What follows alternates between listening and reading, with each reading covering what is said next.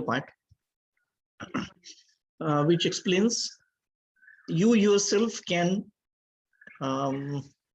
develop yourself for.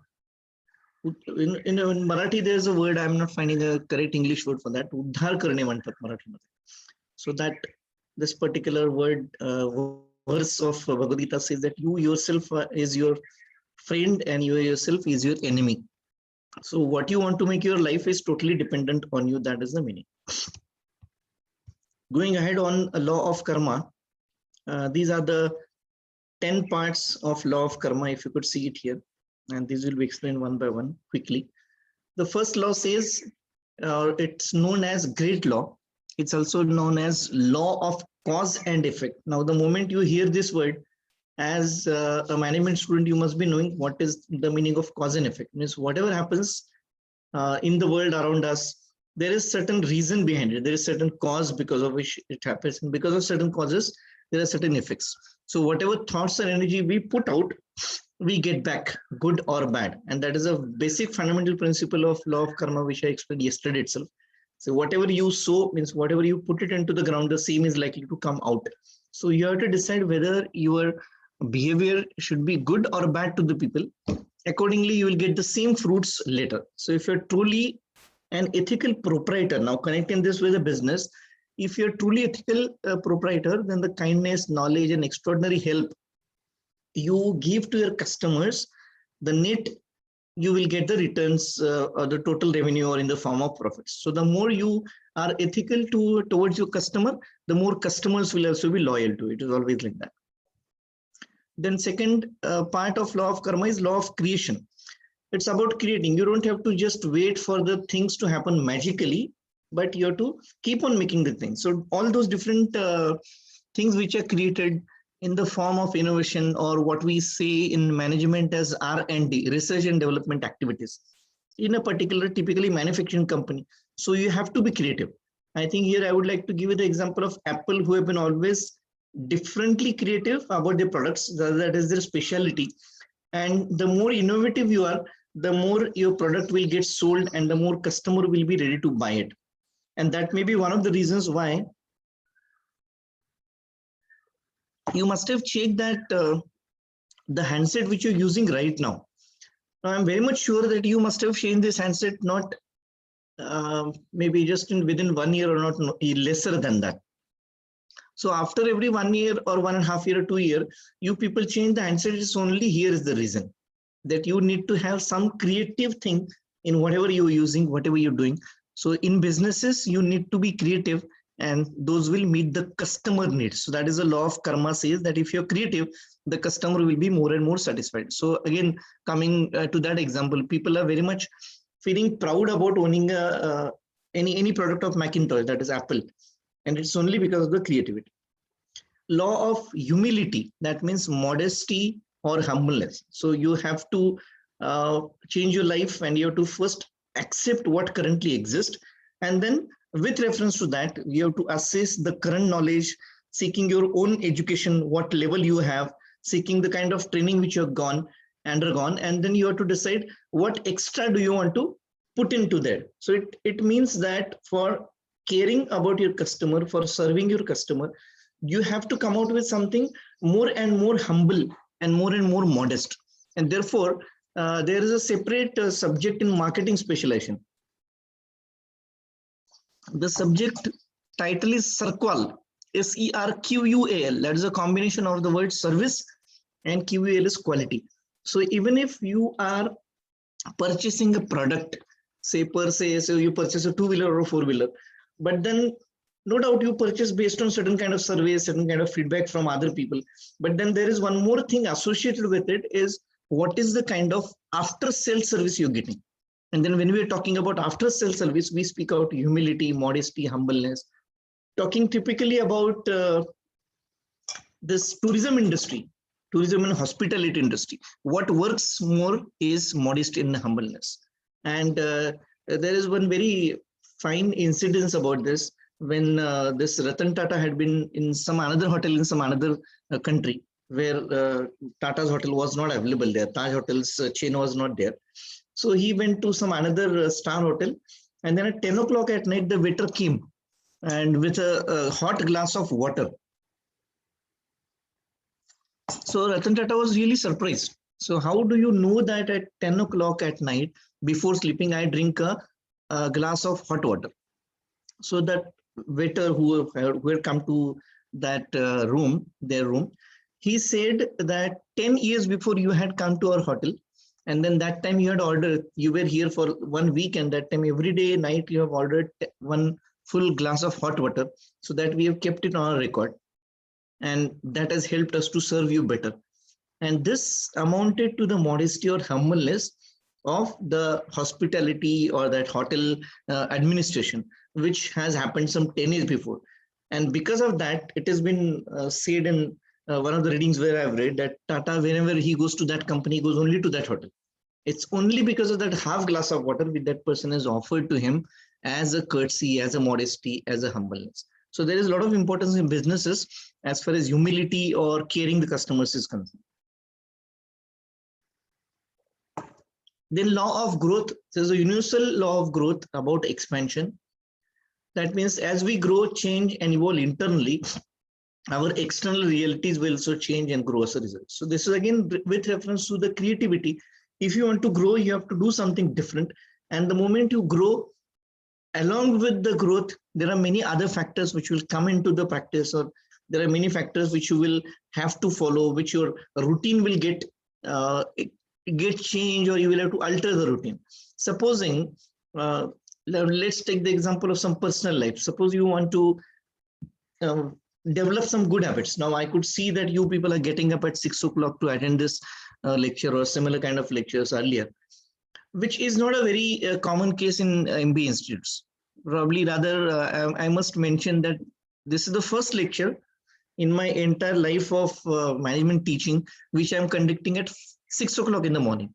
Irrespective of our institute, I call my students at 3:45 a.m. in the for my lectures. So that, keeping my institute aside, yours is the only institution where it is seen that 6 o'clock getting up and a lecture. So this is going to develop you in a certain way, in a inculcative way, so that you will change your personal habits, because getting up early in the morning is supposed to be one of the best habits which every person on the earth should have, so that you can get up early, then you can have early morning exercises, maybe a walk outside, or maybe yoga and meditation that you can do. But then if you got your office at 9 o'clock, and if you get up at 8 o'clock, what you will do? So nothing can be happening. So if you want to expand yourself, develop yourself, you will have to change your external reality. Your external reality will also change. Probably your parents might be very much surprised. So it is that growth you want to have. You want to make the changes internally. So that there are a lot of external things will also change. So it is related to personal development, education, training, which never ends. So therefore, there's a saying in English, Marathi is it, in fact, I'll translate for you. It says that every human being is a student for the lifetime. Manushya ha ayushya bharasati vidyarthi asto, because we keep on learning from many things around us. We may be learning from our friend, we may be learning from our younger brother or sister as well, or we may be learning from your sons and daughters also later, as I learn some things from my son. So it is not that you have to sit in front and then you teach, then only you learn. So there is one method of training which HR students should know, that the training is called as training or learning by observation. So all the small kids, they always love and love to see and love to get the things known by training, because their growth is expected to be happening. So you have to keep yourself developing, educating and training, which is an unending process. So it doesn't happen that you stop and you can say, no, now I have got my PhD, I don't have to learn anything.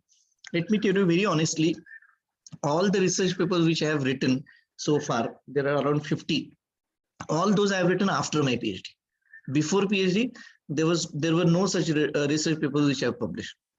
So learning started after completion of PhD. So it is with reference to education, but with reference to your day-to-day routine also. When you join your company, then there are a lot of things where you are expected to make a growth in your career. If you want to go to the next higher level of your promotion, then you need to learn something. There is a principle which is very famous. All the management students must know. They say it as a Adams Peters principle. It's called as a Peters principle. So this principle says that you can reach to the level of your incompetency. Now, if you're say at level number 4 and you want to go to level number 5, you have to learn something new to go to this position. Otherwise, you cannot. So for making your own growth, you will have to learn, take education so that you are eligible to go to level number 5. Otherwise, according to Peter principle, you can rise to the level of your incompetency. You're competent only up to this. Here you are incompetent, so you can rise only up to this level. That is the meaning.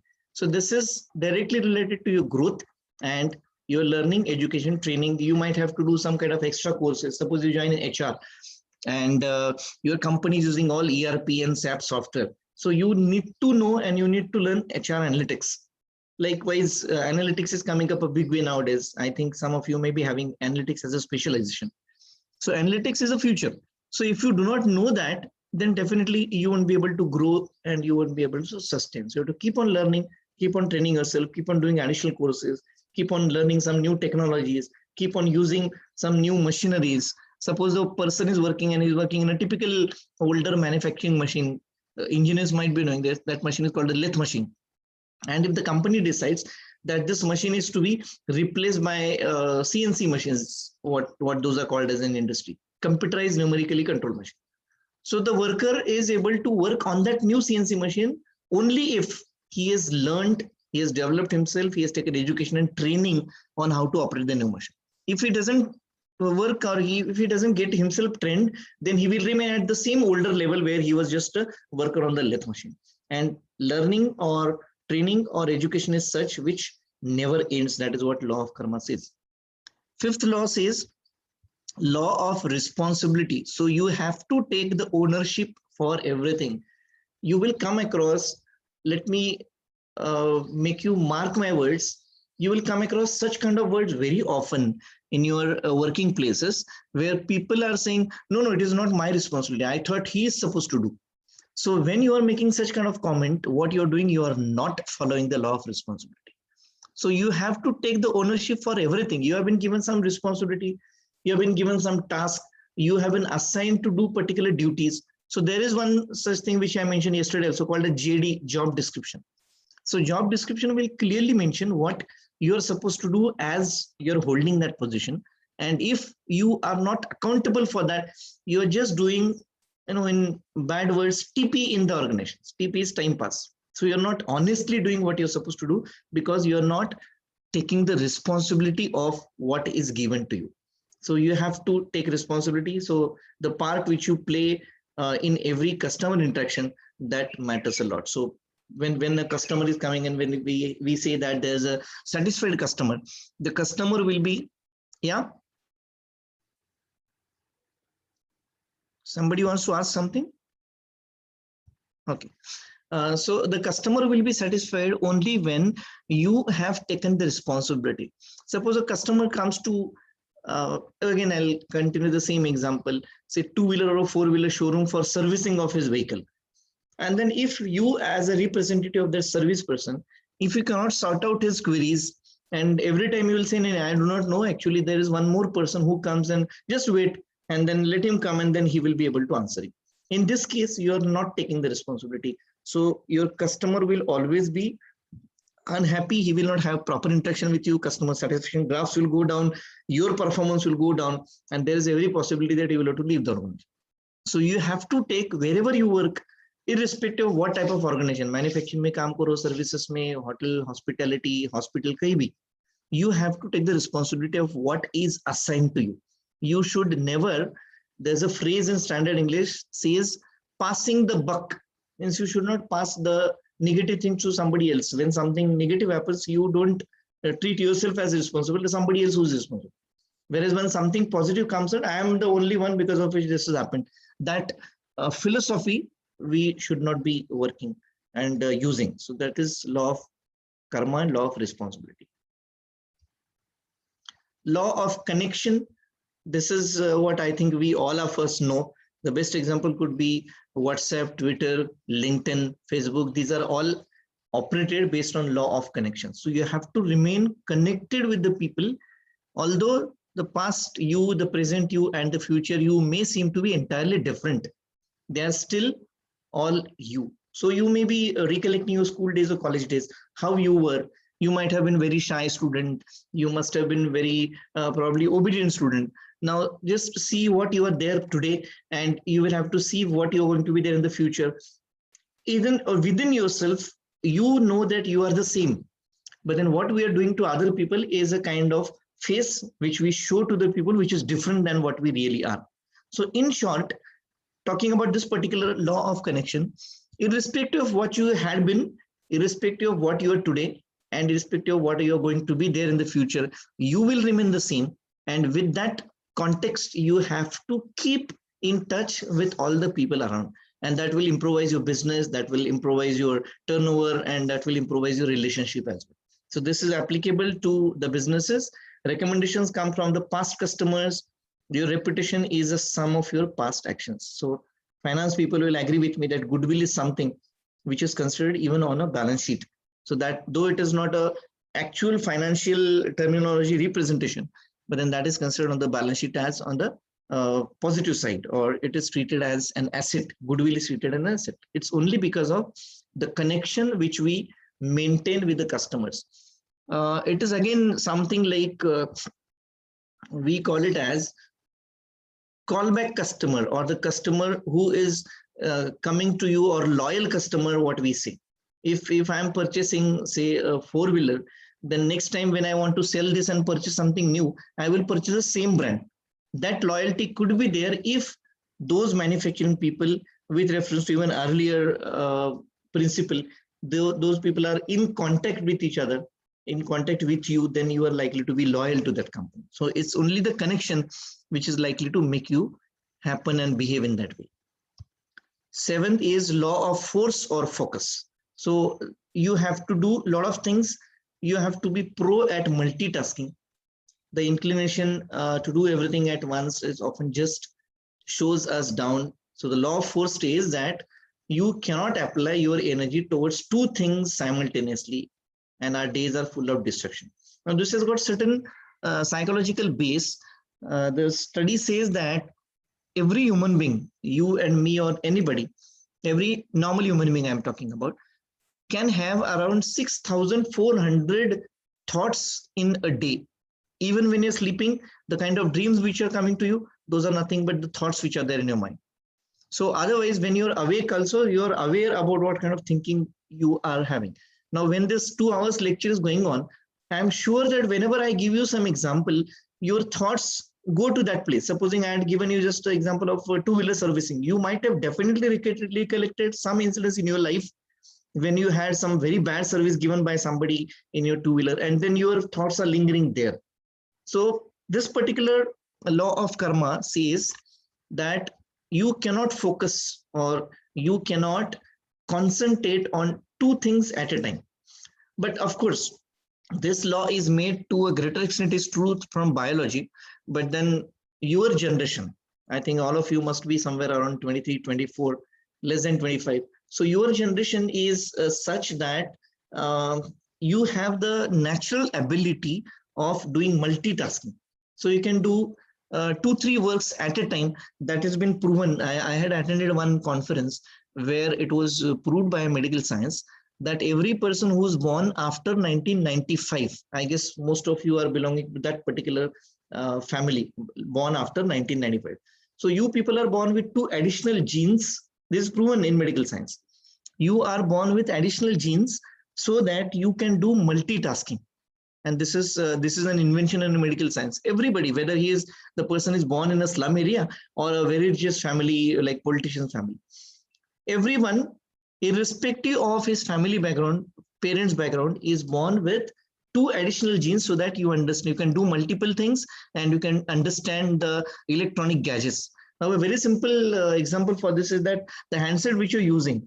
Now, if you have some small kid in your house, then he would be able to operate this handset without even going to the school. The small child has not even gone to a KG, but then still he would be able to go to that folder inside, and then he would retrieve exactly the video what he wanted to watch.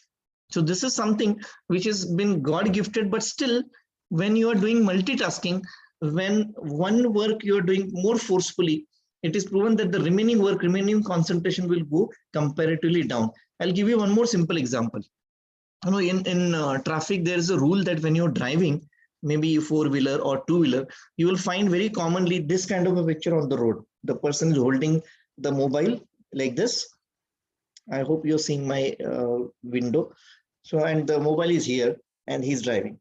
This is not allowed because when you're listening on a mobile, your eyes are there on something. You're trying to find out, when talking to somebody like this, you're trying to find out some address, and then you see the building which is going where you want to go, and you will go forward, go ahead of that building, you finish up with the call, and then you recollect, "Arey, wo building to piche reh gaya."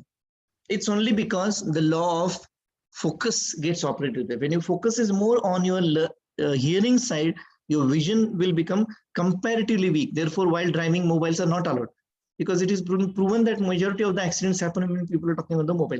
You can see that if somebody in front of you is driving very slow, 110% is talking on a mobile, because he cannot focus on driving and talking on a mobile simultaneously. He might turn on right hand side or left hand side without showing any indication, because his touch sense goes down when he's concentrating again more on hearing. This is a very common thing. So it is proven by, with due respect to that medical fact, that you cannot concentrate on too many things at a time. So you have to be giving full attention, you have to have devotion, and you have to be giving devotion to the customers to serve their needs. If you understand a customer properly, try to understand the customer's need, focus more on, concentrate more, and try to understand him, then only you can sort out the problem. While talking to a customer, simultaneously you are playing on a mobile. Ha, yes, bolo. Nahi, wo actually nahi hai. This cannot happen because you are not focusing on your customers. So you have to do it. And handsets or mobile internet technology is a big way harder to being yourself focused. There are such kind of apps. Now, for example, this handset has got, I don't know, it is an inbuilt app. So now I have, while showing to you, I have lifted this handset for 3 times. When it was kept on the floor or maybe a bed next to me, I lifted it up and showing it to me. Again, I kept it and lifted it, showing it to me. At 10 o'clock at night, I get a message on this that in your day from 6 o'clock till 10 o'clock, you have lifted the handset for 124 times. You were on WhatsApp for 29 minutes. You were on calls for, so it will give me the summary of entire thing. And that's what we are talking about, focus. So if you focus more, if you're focusing more on WhatsApp right now without listening to my session, then you will not understand what I'm talking, because you can focus more only on one thing which is there in your hands. 8th law of karma is giving and hospitality, which we have spoken to a greater extent in a different way. So you have to be selfless, you have to be practicing, and practicing what you preach means whatever you say, you must be practicing. Say, for example, if you say we must respect elders, so you should be respecting. So walk the talk, what is called as in English. जे तुम्ही बोलता तेच तुम्ही करता. So some of our best referrals come from helping customers solve a problem. Even when extra time or expense was necessary, you have to do it. So best referral, which I just now mentioned in 2-3 slides before. Callback customer or a repeat customer or a loyal customer is likely to have you only because you followed all your commitments. So you were selfless, you were practicing what you were talking to him, and you walk the talk. This is giving in hospitality. The law of here and now. See, this law has come from, though it is law of karma, it is very famous words in Bhagavad Gita, which will be coming up in short while from now. It says that you have to be always in the present, not thinking about the past, not thinking about what is going to happen in the future. So when you are there in the present,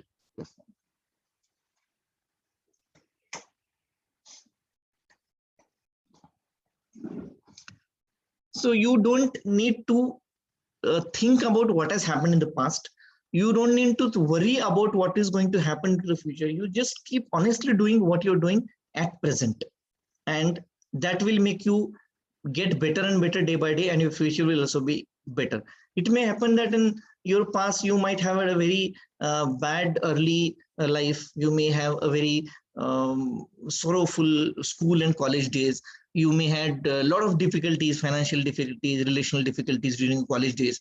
So if you keep on lingering those thoughts in your present, you cannot concentrate with reference to law number 7. You cannot concentrate on what you're doing. So you're likely to make a hodgepodge of things what you're doing, and your future is also likely to be in danger. So this point says that you have to be following the law of here and now. What I'm doing right now. Now all of you are attending this class, and since you're not allowed to, rather from bandwidth perspective, you are not allowed to or asked to switch on your videos and keep yourself on mute. So I'm not sure whether you are here and now, or you are thinking, अरे ये कब अभी कितना time है 6:30 8 बजे तक अभी ये लेक्चर अटेंड करना है. And simultaneously, I'm sure that some of you might be going through, ठीक है इसको ऑन कर दिया, and you are on WhatsApp, because you are not here and now. You might be planning your day. You might send some kind of message. You will say, oh, एक assignment करना है, ठीक है. So simultaneously, you might be doing there while attending these lectures. So that shouldn't happen. So whatever you are doing, you should be fully concentrating on what you're doing. You should be here and now. You should always be in the present. This is a philosophy which is given by many of such seer and monk people. They will always say, बेटा future के बारे में मत सोचो, past के बारे में भी मत सोचो, present में रहो. So you won't be disconnected when we are interacting with the customer. That is with reference to customer interaction. When the customer is talking to you, you're thinking something what has happened to you when early in the morning you were leaving your house and then you had a fight with your parents. Don't think of that. Don't think what is going to happen when you go back in the evening. Be in the present, listen to the customer, complete that task. And then when you go home, you can again, there is something called a switch on and switch off. You can again start with that quarrel again. Don't think what is going to happen tomorrow. Don't think what has happened yesterday. Be in present. And as I mentioned, in Bhagavad Gita, this particular verse is very vivid. It says that Vedaham samatitani vartamanani charjuna. Bhavishyani cha bhutani. Bhavishya means future. Bhutani means past. Bhavishyani cha bhutani mam tu vedana kasyan. Means you do not know what is going to be your future. Can anybody guarantee me that you will definitely become CEO of some company? Definitely not. So you do not have your future in your hands. You are not responsible for what has happened to you in the past, the kind of family in which you're born, the culture in which you're born, the kind of people you are around. You don't have choices. Did you have a choice of selecting your parents? Definitely no. Did you have a choice of going to a particular school or being in a particular society? You wanted to be in some very high-risk society, but you're not. So past is something which is pre-decided. Future is something which you're supposed to make. It doesn't mean that you should not have aims. That is what we're talking about, your future. But you're not sure whether you will achieve those aims or not. But if you concentrate on what you're doing today, then there is every possibility that you will achieve what you want to achieve in the future. So don't think about future. Just work on in that direction. Just have some goals. Try to concentrate more on what you're doing today. Then your future is definitely going to be more prosperous. Law of change is again one of the most important thing which should happen to each one of us, rather which is happening to each one of us. If you have found yourself experiencing the same undesirable situation over and over again, this may be due to law of change in action. It is a universe way of nudging you to learn a lesson. So if I had given you an example of learning something new, it is again with reference to change. Why do you change your handsets? Because the technology is changing. There was some 2G, now it is 4G, 5G is also coming up. Then there was a handset where it didn't have any kind of internal memory. Now the handset has got 120 GB. So there are certain things which are changing around us. So we have to keep ourselves updated. If you do not, then again, as I have given you the example of CNC machine and lathe machine, you will remain there. You will not learn something new. You will not be progressing. So if you want to make your future brilliant, you have to accept that there is a law which is called as law of change, which says that change is the only permanent thing in the world. Very thoughtful sentence. Change is the only permanent thing in the world. What was there in 2 years before is not there today. After 2 years, something different will come up.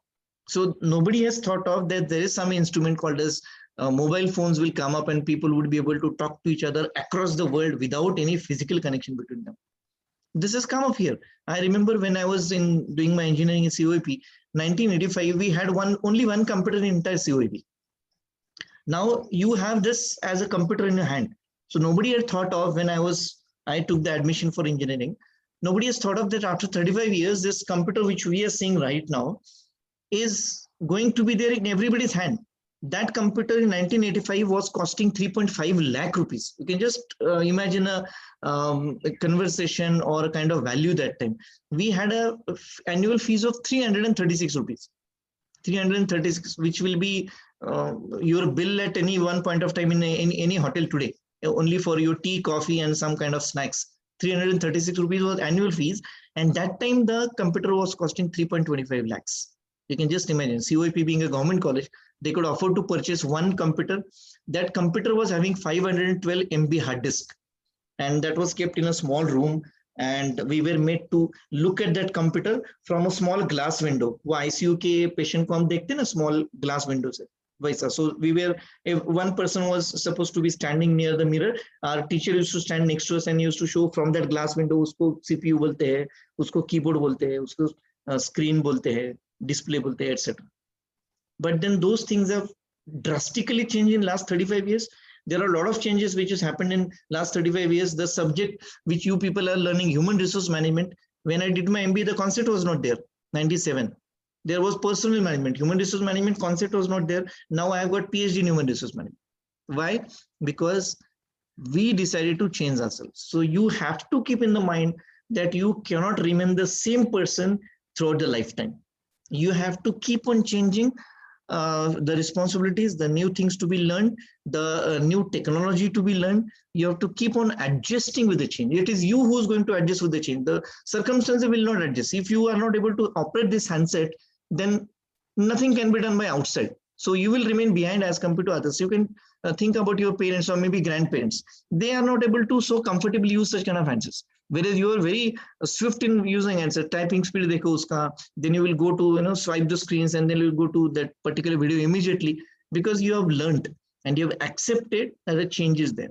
Now, if you change this handset and purchase a new handset, I think hardly 1 or 2 hours are sufficient enough for you to learn a new change handset technology, because some handsets have got left button on this side, some handsets got left button on this side. So your earlier handset got left on this side and now it is on this side. So it is very difficult to adjust, but then now the handsets are come up that you can decide where, on which side you want to have this particular button. So it is trying to make and adjust yourself with the change which is happening. But otherwise, also you are supposed to learn from the experience and take actions in order to change. Otherwise, you will remain level of incompetency, which I was explaining.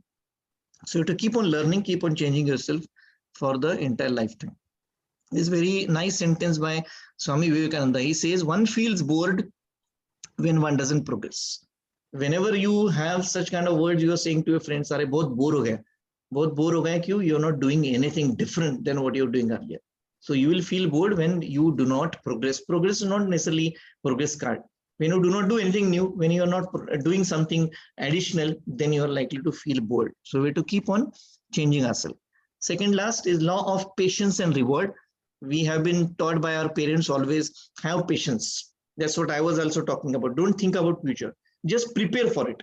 Just take precautions. Just learn something new to go into the direction of future. You're going to the place on a particular managerial job and you are very much satisfied with where you are as a junior level job. So you don't want to take additional responsibility. You don't have any plans and futuristic goals of going to or becoming a CEO. You will remain there as a CEO. But then if you want to go to that level, you have to have a lot of patience, and then only you can get your reward. So hard work pays, that's what it says. So time and persistence, not giving up, celebrating yourself, these are certain things which will make you increase your patience. So whenever you get something in that direction, you should always celebrate. Now, celebration doesn't really mean what do we understand by celebration. Celebration का आजकल का मतलब है कहीं तो भी friends को बुलाओ, कोई तो भी hotel में जाओ, party करो. That doesn't really mean celebration. Celebration may be eating a small chocolate when you achieve something, because it gives a good feeling to you. It is again proven by medical science. Dark chocolate will improvise your mental health. So you can just have a piece of dark chocolate, which will help you to increase your patience, again proven by psychology. So patience you have to wait for certain things to happen. The miracles do not happen across or over the night. from zero to hero, that happens only in movies, but not in real life. So you have to have patience and you have to keep on working. Hard work, or nowadays we call it smart work. So you have to do a smart work to reach to the next level.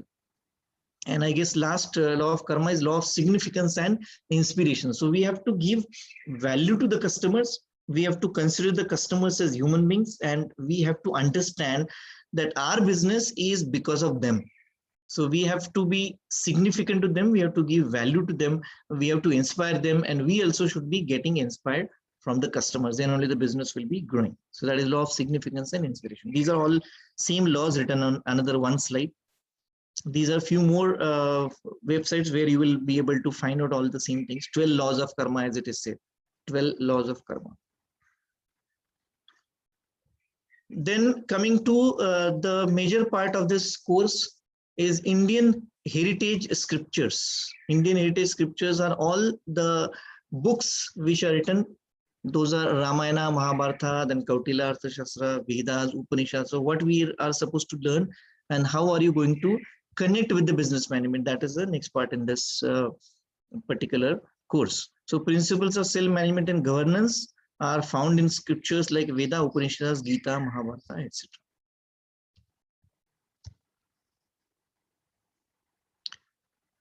This I'll skip because it's likely to come up in this. Also I'll skip for the want of time. Production and consumption, because this summary, I'll just tell you the summary of this particular slide. It says that whatever is required by the consumer, only that should be produced.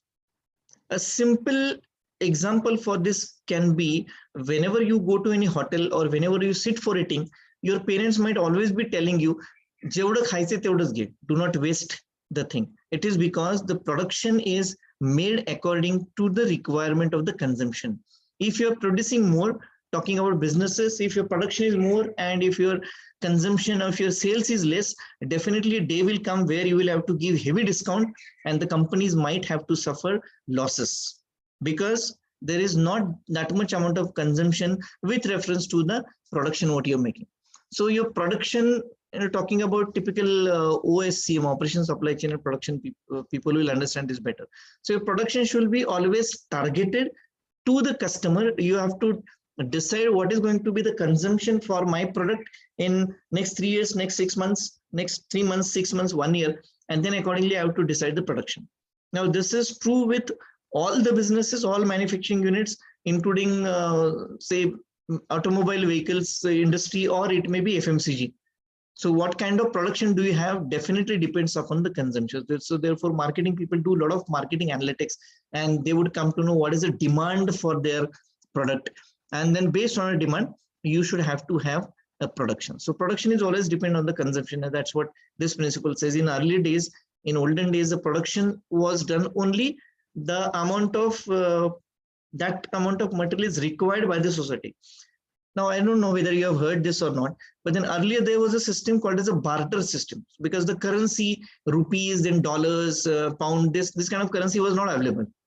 Rather, nobody has thought of making the currencies or monies or notes, and you can exchange and you can get the goods. So that time, if I am a producer of say wheat, I will produce wheat at my place, and I don't produce rice. So there is somebody in the society who will produce rice. So I will exchange my wheat with the rice. So if I, for my entire month, I'm requiring, let's say 50 kgs of wheat and say 12 kgs of rice, I will take 12 kg from the rice person. I'll give him 12 kgs of wheat. Somebody is producing sugar. Of course, sugar is not processed, but then somebody is producing sugar cane, let's say. So I'll give him 10 kgs of wheat. In exchange, I'll take sugar cane so that I can have something sweets being made in my house. So that was a concept at that time. So there was again this a balance of production and consumption maintained by this system called as a barter system. And now the things have come up, the currencies have come, and then we will be always buying what do we want. Again, see what has changed. Now you go to a mall, which is a very common thing nowadays. You go to a mall like Big Bazaar or D-Mart, where you had gone there to purchase, let's say, soap, bathing soap. You want to purchase only bathing soap, and you happen to go into D-Mart or Reliance Mart or whatever, where you have got these groceries and all items at one place. Then when you come out, you will recollect, I was supposed to purchase only soap, which might be costing 50 rupees, but now you have spent around 1,200 rupees unnecessarily. Why? Because that consumption was not required, but people are making you to purchase. Gone are the days where you used to have only one grocery shop in your nearby location. I remember my school days, or when I was a child, there used to be only 1 or 2 grocery shops in the entire city, or in the I used to stay in a small village. So in the entire village, there was only one shop. So if we wanted to go and purchase some soap or some oil or some daily routine material, he will say, "No, wo nahi hai, ye hai, to ye le lo." So because that was the only choice available. Now you got 50 soaps displayed. You unnecessarily keep on taking those soaps and putting it in your basket, and you purchase it, because the consumption is made because the production is already available. The production is not done targeted to the amount of consumption which is likely to be there. So there is a lot of imbalance in production and consumption. You might be hearing a lot of around, it has been proven 38% of food is wasted, which is manufactured in the hotels. And who are responsible for that? We are responsible. When we order, we don't eat full. Rather, in some of the communities or some of the religions, they say that we are not supposed to finish the entire plate. We have to keep something in the plate. Because if you finish the entire plate, असं म्हटलं जातं की म्हणजे तुम्ही फार आधाशी कधी खायला मिळालं नाही का म्हणून तुम्ही सगळी प्लेट संपली. You have to always keep something in the plate, but then that is wasting the food. And 38% is a proven figure in India. In most of the advanced countries, Western countries, this percentage is very much high. It's again showing the imbalance between production and consumption. So you're not consuming what is the amount of production which is done.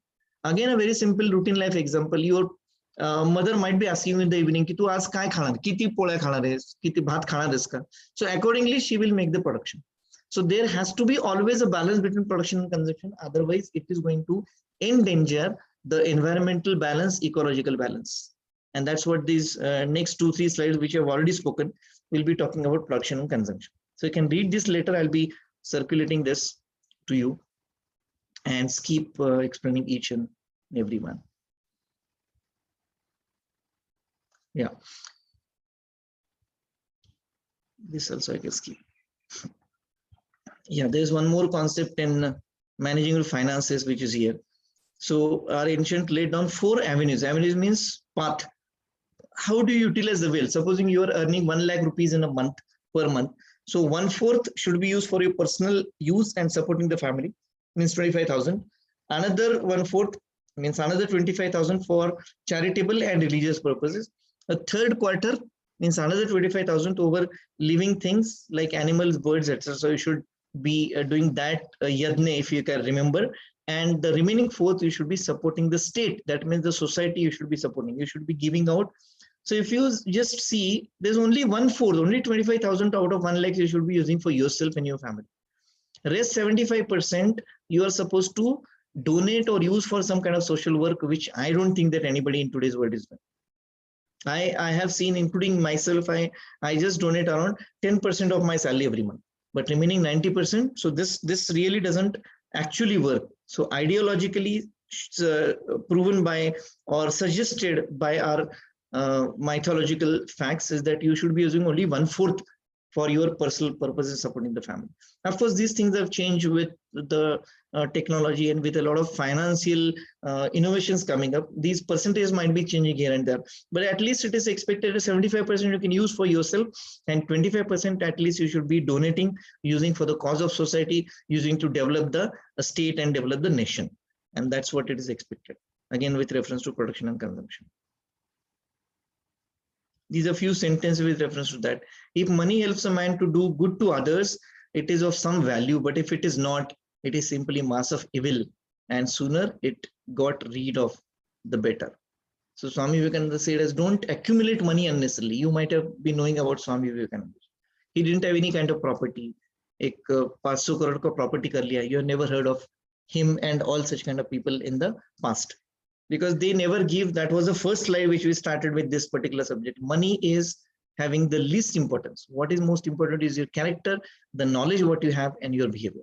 So money is to be used for the benefit of others, otherwise it is only mass of evil. Again, with reference to yesterday's discussion, the politicians today is the good example.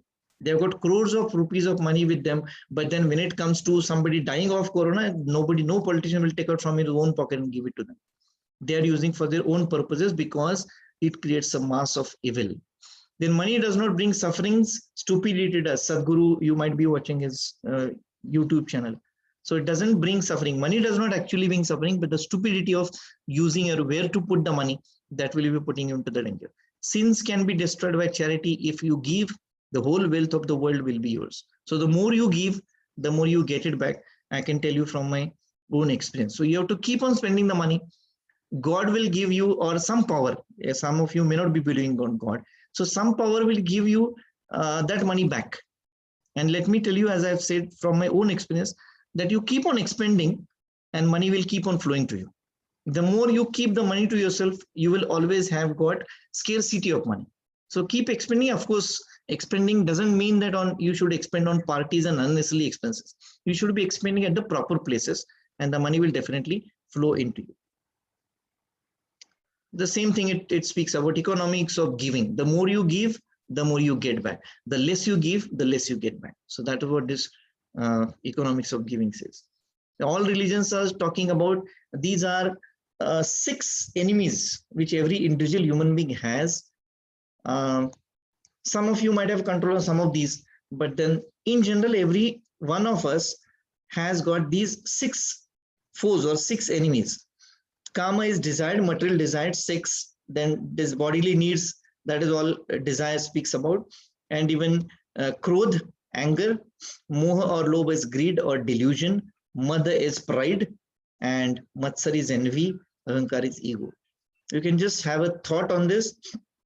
Whenever you are sitting in a calm place, or maybe when you're traveling alone in a car, there's no one talking to you, there's no one to disturb you. Think on these 6 things. These are called as shad ripu. Shad means 6, ripu means enemies. So there are 6 enemies of all of us.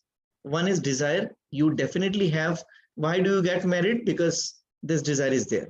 Then anger is very common. You will find it everywhere around us. Then greed and delusion is again very common. Mad is pride, is a typical way of behavior in the society. I am always feeling proud ki I am so and so, I am so and so, main itna bada hu. Who are you to talk to me like that? It is your pride or ego. Pride is using the power. Ego is thinking yourself always great and talking about it. And envy is why somebody else is going ahead of me. Why can't I have that particular position? Why can't I have that car? Why can't I stay in that particular society where that person is staying? So envy is again one feeling which is very common since our childhood days. So these are the 6 things which every human being is born with.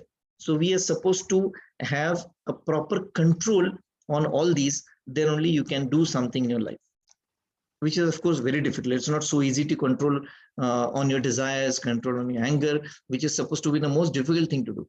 I do conduct a lot of stress management and anger management training for managers, and those are all more at the senior level. You'll always find your senior yelling at you because he's angry. Aisa kyun kiya? But then you have done it and he will get angry. It will increase his blood pressure. So you should be keeping it in the mind that you should always be having the control of your anger on yourself. That is one of the best difficult things to control and one of the most necessary things to control. So if you can control your anger, rest all things are supposed to be very much easier controllable in your hands. If you are able to control your sexual desires, material nature, then you are able to control rest all things. So the first 2 are more important to control. If you can control these 2, rest 4 can be within your control. If you cannot control the first, rest all things are out of your control. That part will come in Bhagavad Gita later as well. So it is said that there was one story. A Cherokee is an ethnic person, a sadhu kind of thing from North America. He's talking to his grandson. He's talking that there is always a battle within us ourselves. And this battle is between 2 wolves. Wolves means so one wolf is evil, that it is anger, envy, jealousy, sorrow, regret, greed, arrogance, etc. And the other is good. The other wolf is good, that is joy, peace, love, hope, etc. So there is always a fight going within our mind between these 2 wolves. So the grandfather asks, who or which wolf wins? So the grandfather replied, the one which you feed. Tumi jala jasta khau ghalal. If you make this wolf, evil wolf to feed, he will win. If you make the good wolf to feed, he will win. Means the more you do all such kind of things, joyous, peaceful, lovable, hopeful, serenity, humility, the empathy, generosity. So the more you do such kind of things, that will win. Whereas the more you develop superiority complex, ego, pride, inferiority, resentful, self-pity, arrogance, greed, regret, sorrow, that will grow, and that will win. So it depends on you which will is to be fed, and accordingly that one will win. Now from heritage, different heritage scriptures talking about Vedas. These are the learning from Vedas. You need to earn wealth by deeds of glory. A man shall strive to win wealth by righteous path, means only pious path. One who gets up early in the morning gets the treasure. You will definitely get a treasure today and yesterday also. One shall produce fair wealth for today and tomorrow. These are all basic learning. These will be explained later. Now, learning from Ramayana. Now we all know that Ramayana story. I don't think that anybody is there in this class who doesn't know Ramayana story. So what is to be learned? Rama has this basic philosophy that mother and motherland are the greater than the heaven. Janani Janmabhumisha Swargadapi Gariyasi. Swargadapi means beyond heaven. These are our mother and motherland. That means your country. So you should always feel proud about your country. You should always feel proud about your motherland. You should always be serving your motherland. So your own mother, biological mother, and your country is the greatest, and it is greater than any heaven. So don't think about going to the heaven and doing a lot of unnecessary things in your life, but then you just very honestly devote your mother and your motherland. And that's what Rama has done in his entire life. So he has listened to Kaushalya, his mother, that Vishwamitra, Vasishtha or Vishwamitra, I'm sorry, I'm getting confused. So he is his guru, and he takes Rama to him, and he requests Dashratha to let Rama go with him. So Rama and Lakshmana go to this ashram and where they learn. So that time Kaushalya says, you can go. And Rama listens to mother, and he is supposed to be one of the best and the most loved king in the entire history of or say mythological happenings. So he was most loved king by the Praja Jalapan Manto, because he was giving importance to mother and motherland. So learning from Ramayana is you should be goal oriented. When you might have heard that there was a war between Rama and Ravana, all that whatever war between Rama and Ravana, it is said to be happening in only last 6 months.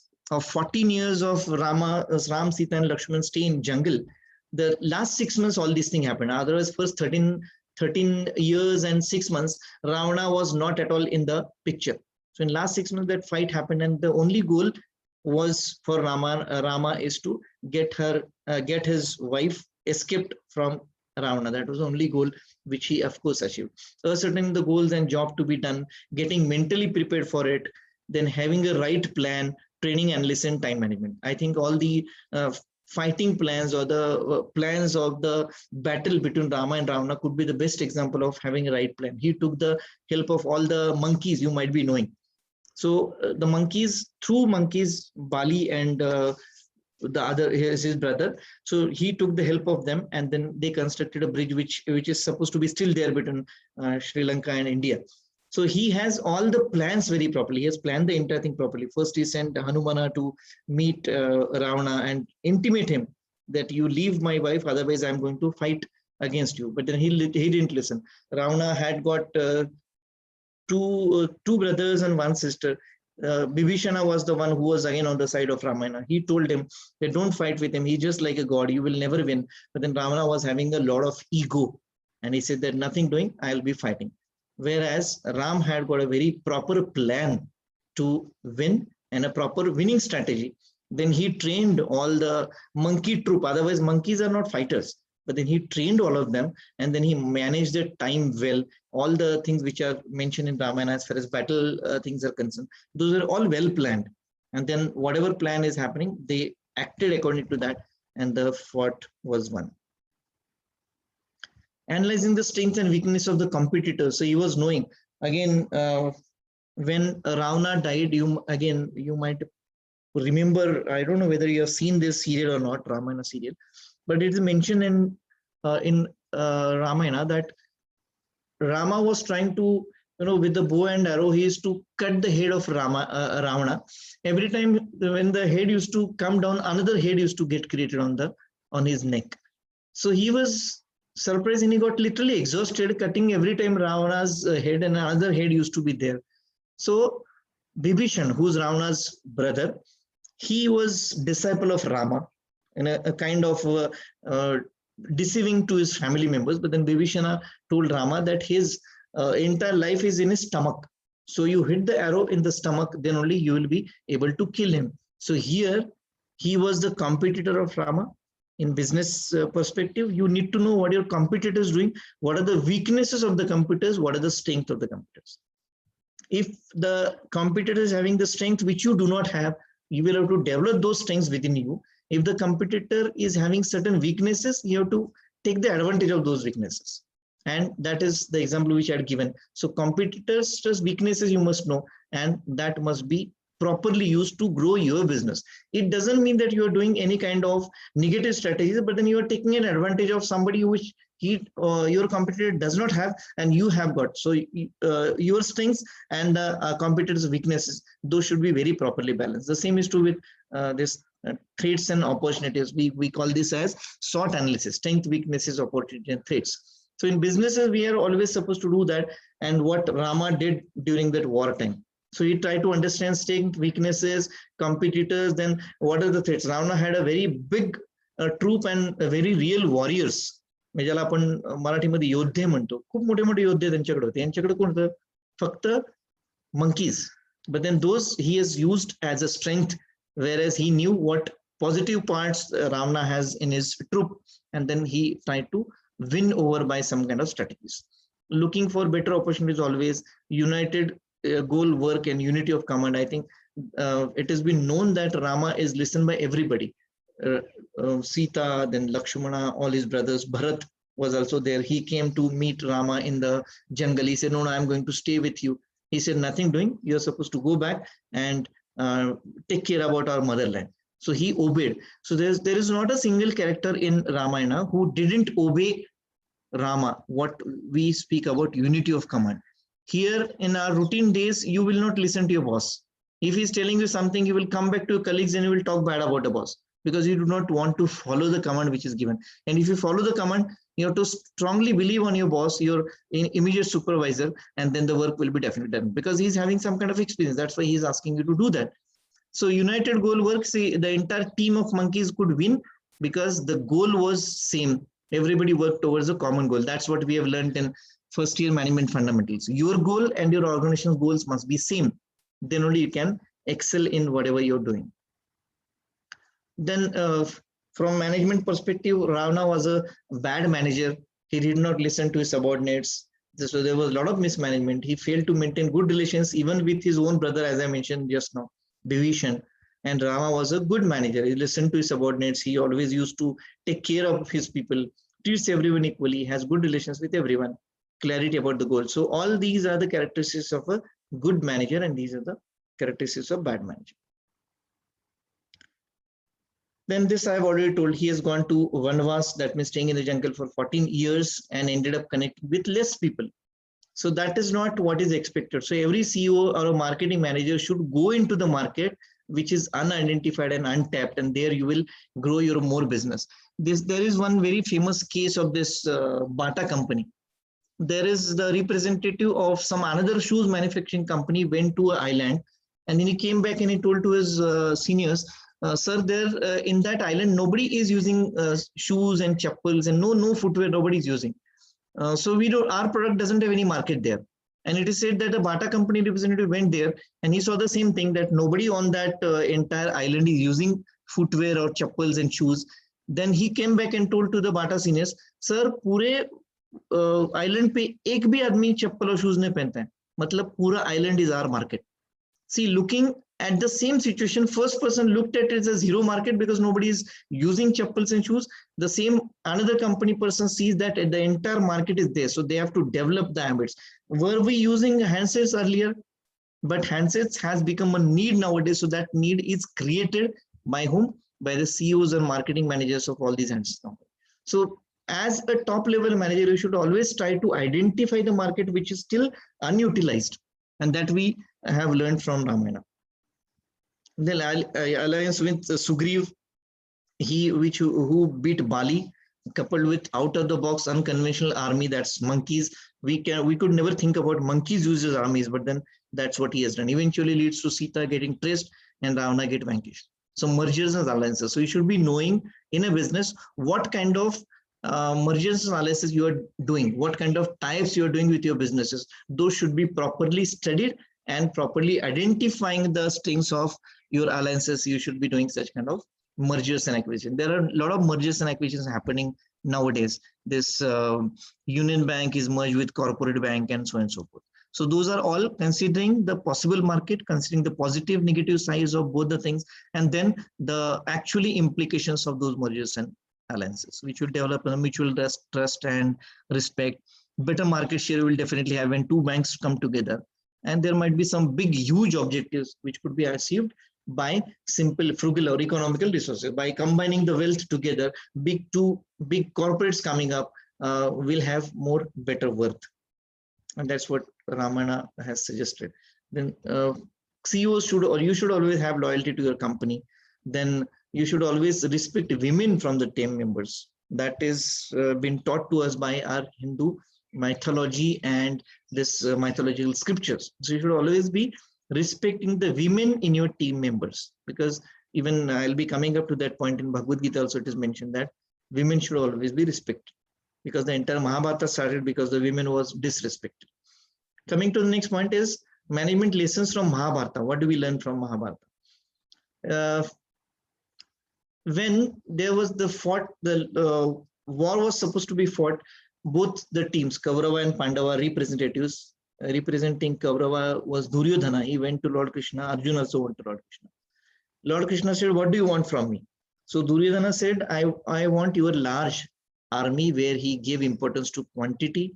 And Arjuna asked that I want only you, because he was known for quality and effective manager. So whenever you are recruiting somebody, don't recruit by the quality of a person. Don't hire the people by the quantity, but hire the people by the quality which they have.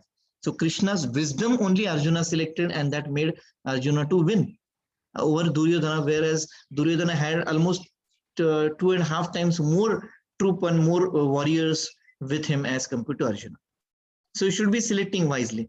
Then detachment from the fruits of work is always suggested by Bhagavad Gita, that for generation of excellence and with dedication, and not keeping the promotion and commission in the mind. So whatever you do, do not always think from the perspective of promotion. The promotion will anyway happen. Keep on learning. The next day will come where you have got a promotion due, and there's no one like you in the organization, and then you will get promoted automatically without you doing any kind of extra effort. So you keep on doing, keep on continuing doing, keep on learning something new. Do not think about the future. The future will definitely will come to you. So don't think about the fruits. That's what Mahabharata or Bhagavad Gita says. See, Bhishma said to Yudhishthira, Bhishma is one of the oldest character in who was, of course, on the side of Kauravas, but then he, of course, at the end of the war, lost the war. So he said that rulers should be like good householders. Rulers mean the king, and those should be like big kings, big trees, and these trees should be giving a kind of shade to all the people in the society or in his kingdom.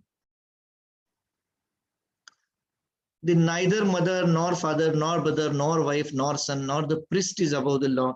It's only the dharma or the kind of work which you're supposed to do. And I think that is where the entire Bhagavad Gita started. What was Arjuna? Arjuna was a warrior.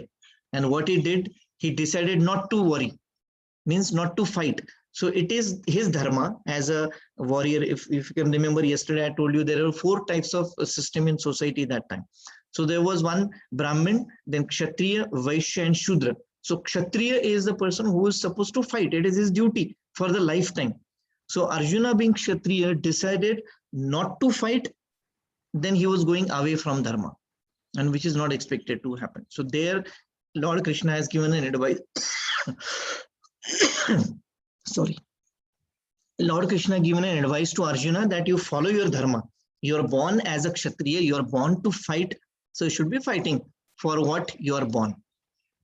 Even the king is not considered above the law. That is a preaching from Mahabharata.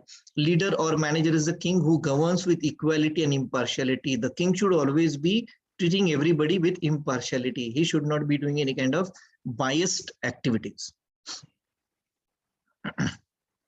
See, the world is just like Kurukshetra. Kurukshetra is the place where the war between Kaurava and Pandava was fought. So there is always a Kurukshetra kind of war which is getting in your mind. And it is always a war between good and bad, as I've shown you in some slides earlier. So there are certain representations. Ignorance is Dhritarashtra, who was always thinking that his sons are always true and Arjuna is wrong and the other side is wrong, which he was ignorant about.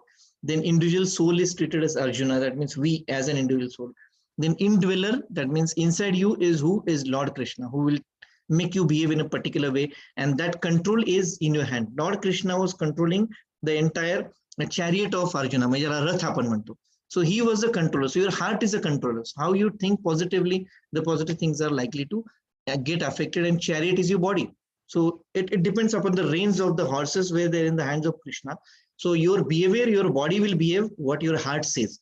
So you have to be training your heart, being positive, and definitely your body will work according to that. If you train your wolf, as I was telling you, if you feed your negative wolf, then only your body will also act accordingly negatively.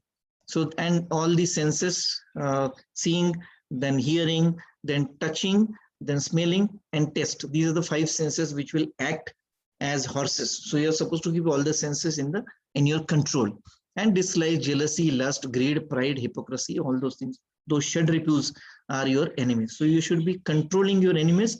This is possible by controlling your heart, because heart will control your body. And at the end of the day, you'll be controlling your enemies. Well, quickly we'll go through this. We still have 45 minutes, but we'll be able to finish with this. So Bhagavad Gita, as I was telling you, is basic fundamental is there was a fight between 2 cousin families, Kauravas and Pandavas, which we all know. And Pandava had the lead warrior named as Arjuna. Of course, these are the photographs from a mythological serial which some TV channel had. So this is an actor who played the role of Arjuna. So there's the photographs from there. So Arjuna was the lead warrior brother from the Pandavas. And when in the battlefield, he saw his own cousins. Kauravas were his cousins. There were his maternal uncle was there, then his closer relatives were there in front to fight with. There were around 47 lakhs people in the entire fight. And those many people, there were one, say around, if suppose there are one on the other one side, there were 1.5 times on the opponent side. So he saw on the opposite side all his own cousins, own relatives to fight with. And there itself, he was in a dilemma situation, and he was reluctant. And he asked to Lord Shri Krishna that how can I fight with my own cousins, my own brothers and sisters and own siblings, and how can I kill them to win this war? So he got down from the chariot and he said that nothing doing, I'm not going to fight and kill my own people. And that is where Lord Krishna, who was, as I said, the chauffeur driver for Arjuna's this chariot, which you can see in the picture, Rath has a so he was driving it. And so Lord Krishna, being a god, he advised and persuaded Arjuna to fight, telling him that what he was thinking, how it is negative, futile and unnecessary. And at that time, whatever he told to Lord Krishna, the literature is born out of his advice, is called as Bhagavad Gita. Some of you may be knowing, or some of you may not. This entire Bhagavad Gita was told to to Arjuna by Lord Krishna on the battlefield, and it took only 45 minutes. Bhagavad Gita is a big, thick book, which I'll just show you.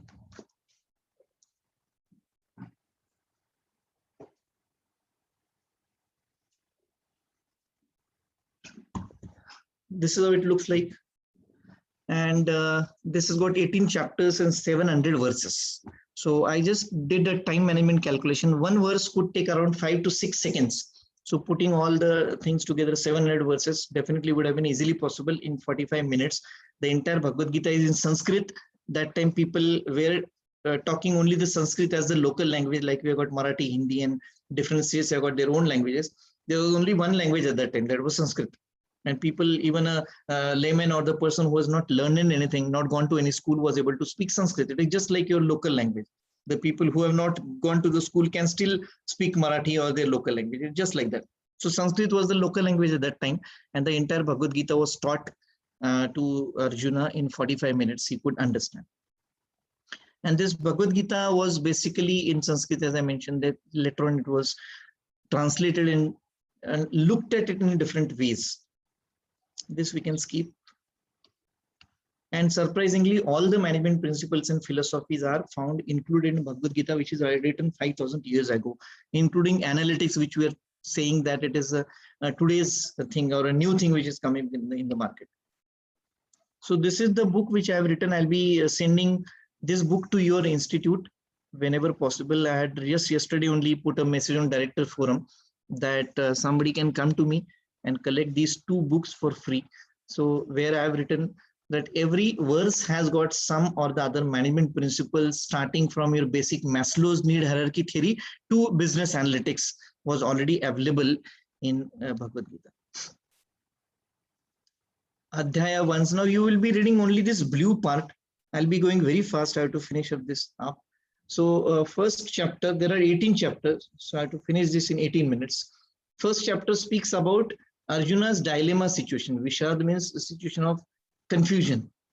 So the first chapter speaks about team building, because first chapter is speaking about who's on the other side, what were the characteristics of all those warriors, who was expert in what particular type of warfare, war strategy, etc. So they are talking about the team. Now, whenever you are in the businesses, you should always understand who's your team, who's there with you, who are your teammates.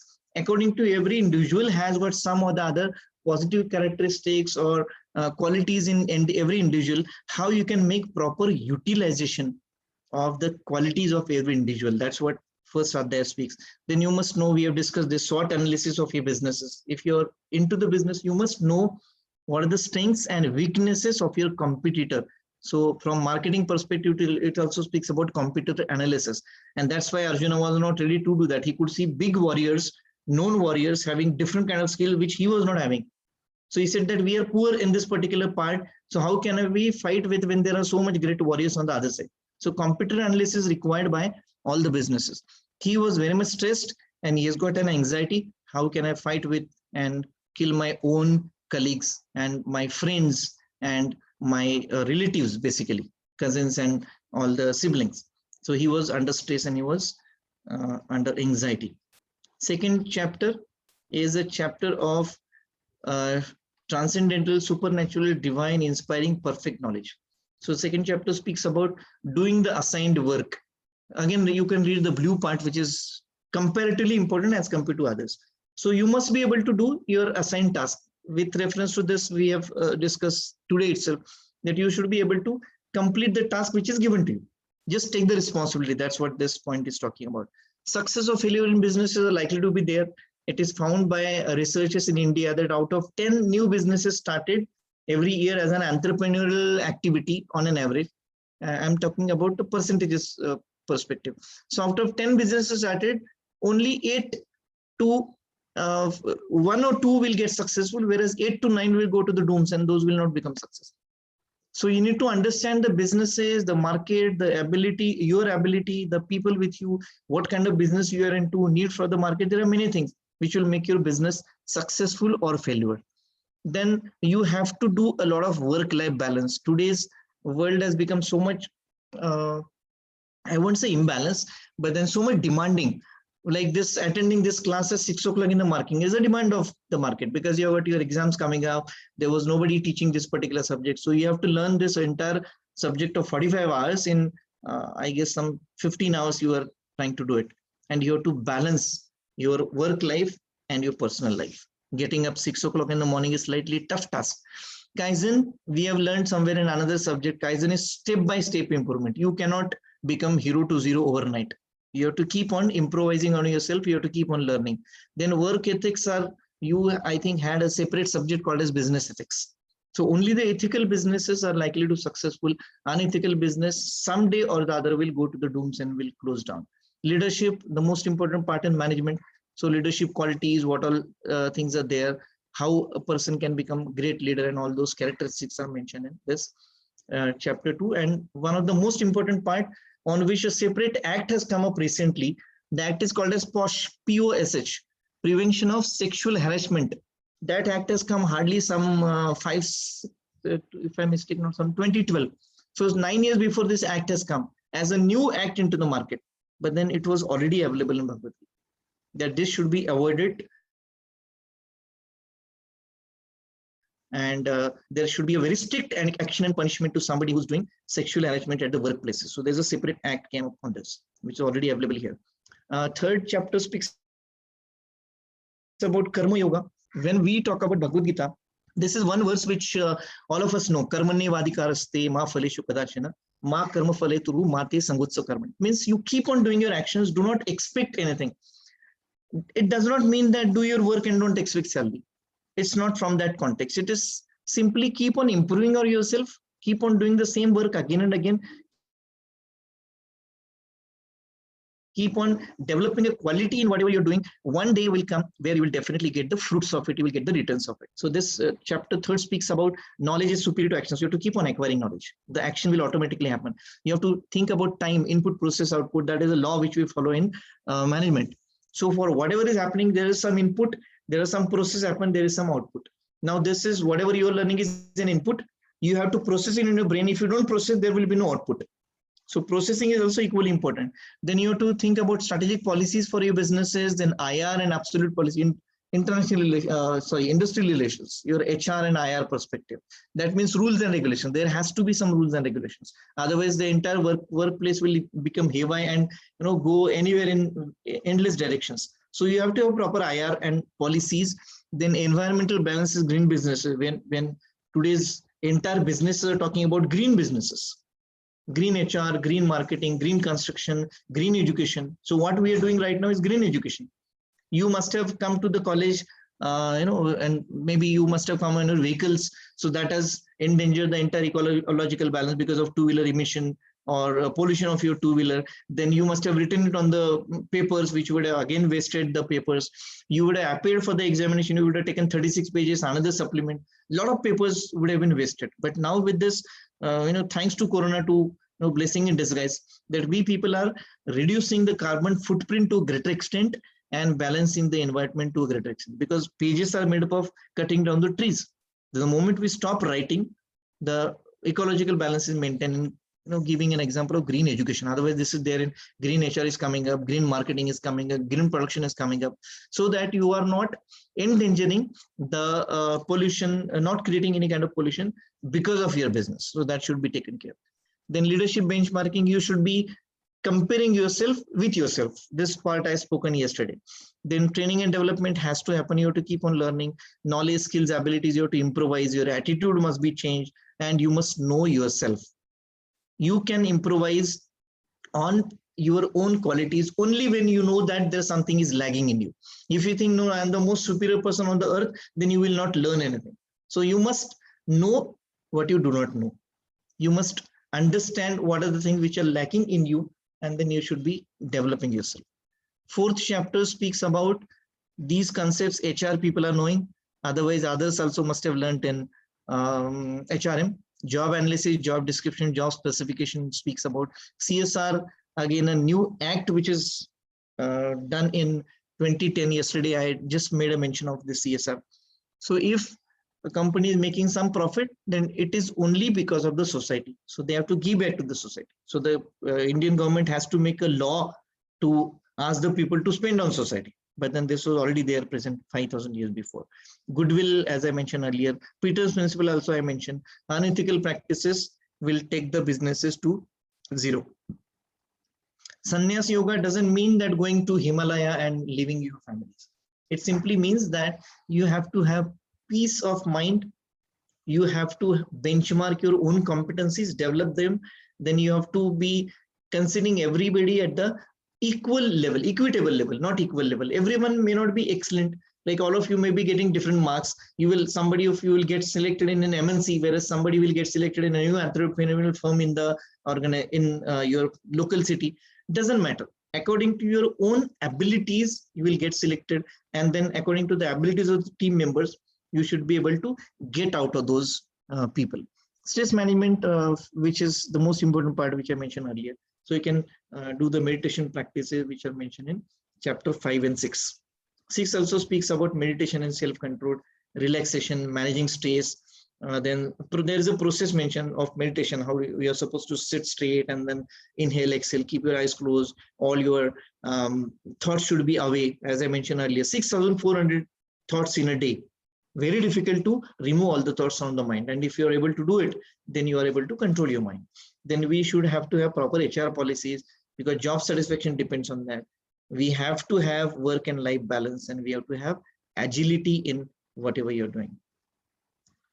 7th is knowledge and science. See what thought is there in Bhagavad Gita. It was already giving importance to science, and it treats human beings as per medical science. This human body is considered as made or designed to do something. You know, we keep on doing many things in our life, but that has been designed by, I won't say God, some power which has made you as a human being. So there are many things which you are supposed to do by using different parts of your body. So maintaining interpersonal relationships, departmentation is there in the organizations. Then it also defines who are professionals, like you are going to be professionals. Then, as I mentioned, HR analytics and talent management or talent analytics is already there.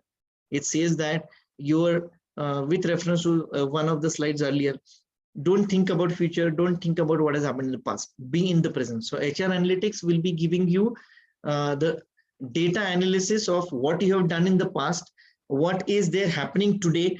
But HR analytics has gone one step ahead of Bhagavad Gita, and it says that it will give you what is going to happen in future, what in analytics terms we call as a predictive analysis. So it will study all your past figures of say your labor turnover in your company, and then it will project then in next 5 years how many people are going to leave.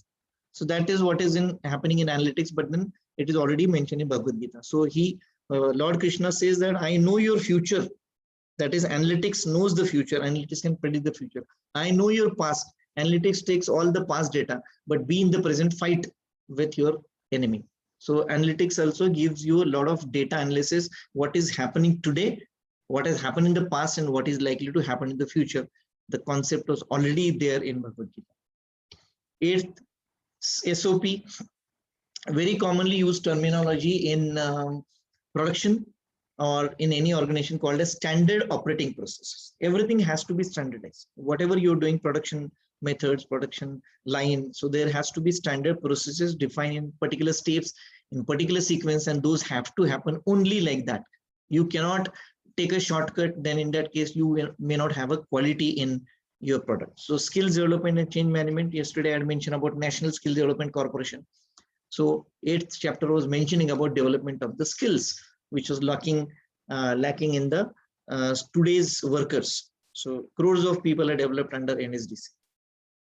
9, if you could see, there's only one word in the entire slide: knowledge.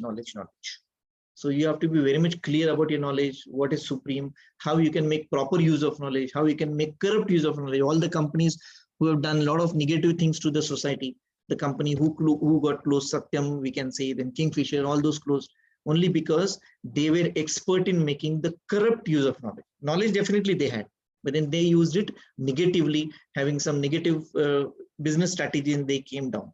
I remember when the flights, there were some rates, flight tickets, when other flight this air services providing agencies and companies, they were charging, let's say, 10,000 rupees for a flight. That time Kingfisher used to charge somewhere 60,000. That much difference was there, with a lot of negative things happening in the company, and the day is proven that the company has gone down to the dooms and it is closed. It's because they have made a corrupt use of knowledge. So you have to be very much ethical in your businesses, and the fruits will come accordingly. 10th chapter speaks about who is an idol, who is the person whom you can worship. So this chapter ideally speaks that okay, somewhere here, yeah, you have to be becoming supernatural or the supreme or extreme in whatever you do. So you try to be on the top of whatever you do. So if you're into marketing, try to become, let's make it simple, try to become a GM or a CEO of some company. So you should always have to have the aim of reaching to the top or to the highest level in a perspective of making yourself the best what you can do.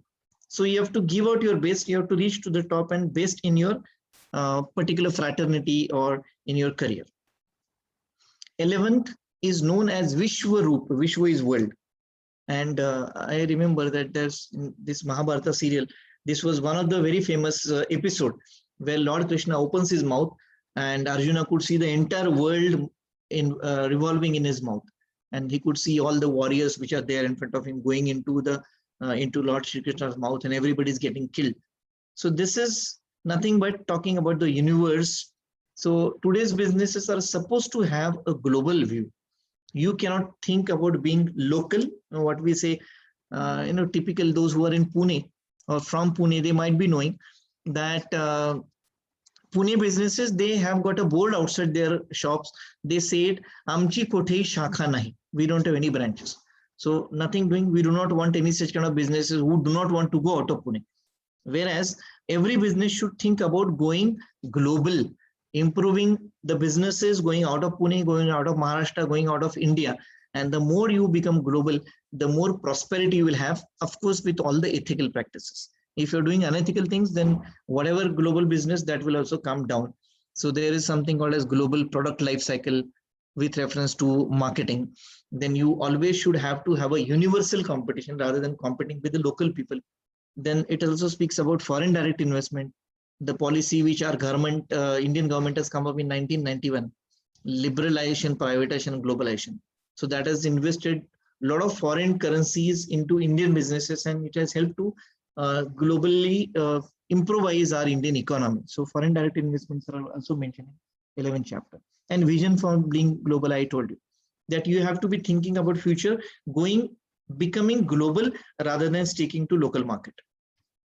12th Adhyay is talking about types of industries, which we learn in first year, basic fundamentals of businesses, manufacturing, services, then continuum, that is a combination of two.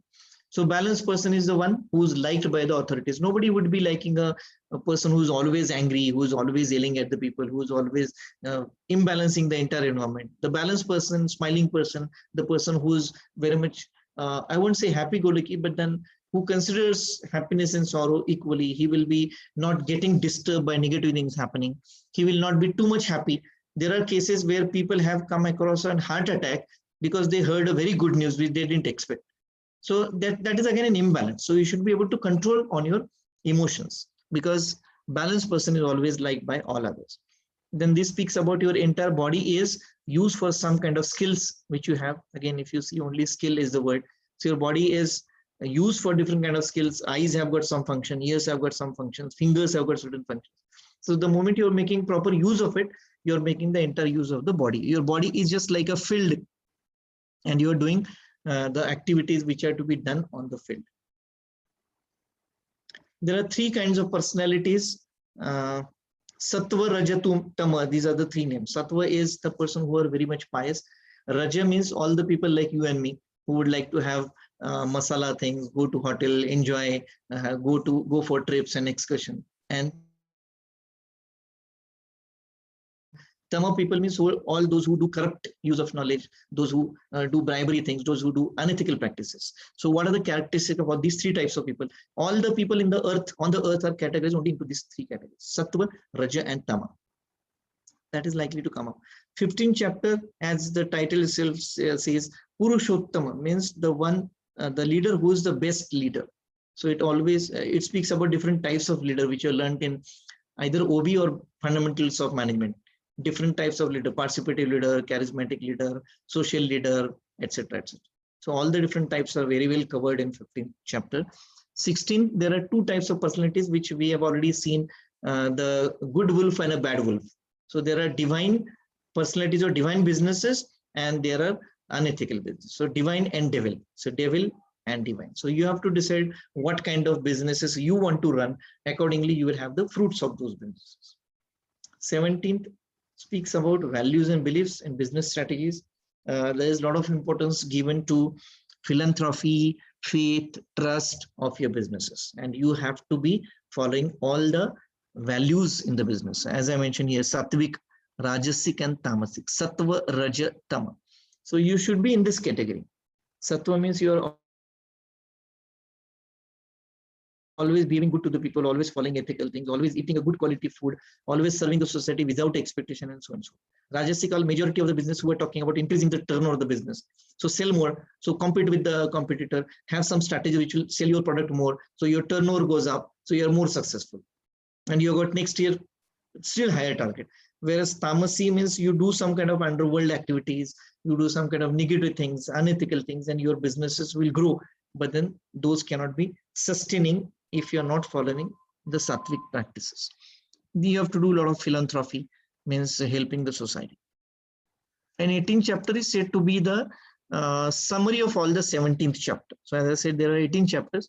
So if you have never read this thing, read only the 18th chapter, you'd be able to get to know what is there in all first 17 chapters, all the words you can read.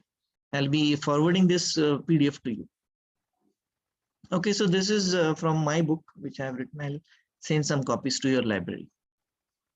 Then quickly going through in the last 20 minutes, quickly go through what Kautilya has talked about. Kautilya is also known as Chanakya, and there was a mention of him somewhere earlier yesterday, first few slides. So he was a teacher, basically, as I said, Indian teacher in Takshashila University, but he was a great philosopher, economist, jurist, and royal advisor to the kingdom of Chandragupta. So he was an advisor. Earlier, the kings used to have such kind of advisors who used to be rishis. And that's why the leadership is called as Rajarshi. It's a combination of Raja and Rishi always. So if you see all the mythological histories, Ramayana, Mahabharata, those were all been advised. Ram and Arjuna, those were advised by these Rishi-like people. That's why the kingdom ran very properly and successfully. So he was talking and he was giving advice to Chandragupta Maurya, and he was one of the successful king who always keep the people happy in his kingdom. So he says the person should not be too honest. Straight teeth are cut first and honest people are used. It doesn't mean that you're supposed to be dishonest. You should be devising the strategy which is not negative in a way, but then it will serve your purpose. This doesn't mean that you should be dishonest. A man is great by deeds, not by birth. And that's what Bhagavad Gita also said, that you may be born in a particular family, but then it doesn't matter what you do in your entire life, that matters. Education is the best friend. An educated person is respected everywhere. Education beats the beauty and youth. Trait theory of leadership, we have learned that everyone has to have certain qualities, basic qualities every king should have, and those qualities should be a combination of intelligence and personal attributes. So you should have to have an intelligence of running the state. At the same time, you should always think about positively and think about the good of the people, his praja, what we see.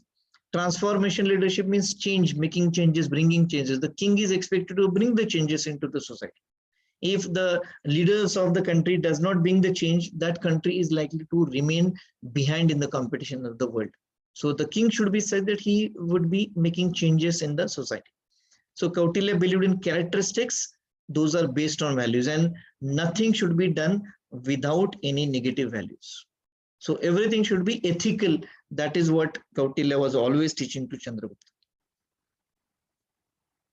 What are the duties of leader? He should be effective, efficient. He should be truthful, be truthfully governing his state, and it presents two pillars, that is justice and ethics. So he should be very much having justice, and he should be following all the ethics.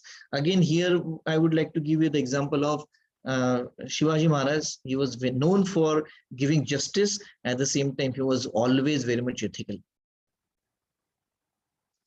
Then human element, you should never forget to balance between emotions and the reason. You should not be emotional, but at the same time, you should not be giving less importance to emotions, because every individual human being, irrespective of whether it is seen or not, is an emotional person. So everybody is having heart. So heart is related, connected with the emotions. So you have to consider the emotions and then take the actions or give the reactions accordingly. So you should understand people. That's what this particular human element of leadership speaks. You need to understand the people, their emotions, and then you need to understand that everyone has got positive or negative emotions, and then you should take the proper actions. Then societal growth should be kept into mind. preventive measures from all the calamities. You should take care about your laborers. During Corona situation, you might be knowing that what government is doing. Again, I don't want to go into those discussion, but then there are certain funds assigned. There are certain, lot of people are helping the society. A lot of people are taking care about the labor who have lost their jobs. Lakhs of people lost their jobs due to Corona. But then there are some people who came forward to help all these people who lost their jobs or lost their career, etc. Then the king should make sure that ministers are also working for the betterment of the people. It is just like Prime Minister is asking the ministers, cabinet ministers, to do their work honestly. Again, bracket question mark. So if they do their work honestly, then the entire country will progress.